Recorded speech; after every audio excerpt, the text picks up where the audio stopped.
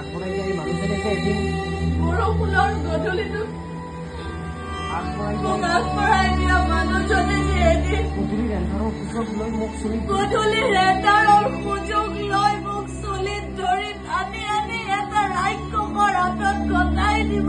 মই ভবাই নাছিলো মই ভবাই নাছিলো। ৰূপা ভাবিছিলো তই সাহসী, তই যুঁজাৰু। সেইবাবে নৈ পৰিয়া যুঁজত তোৰ বিৰুদ্ধে যুঁজিবলৈ মই সাজু হৈছিলো।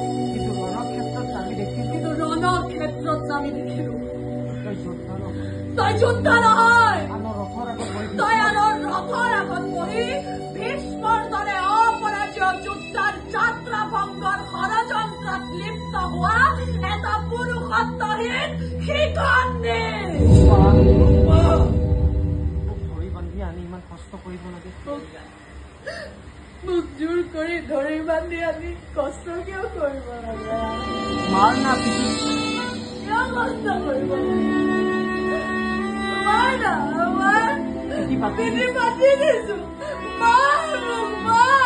এগৰাকী অসহায় অকলশৰীয়া নাৰী নাৰীৰ পিঠি চামুক মাৰি মাৰি মাৰি মাৰি প্ৰমাণ পত্ৰখন গোটাই ল। তই যে মালিকৰ বিশ্বাসী বোলা, যে তই এটা মালিকৰ বিশ্বাসযোগ্য গোলাম।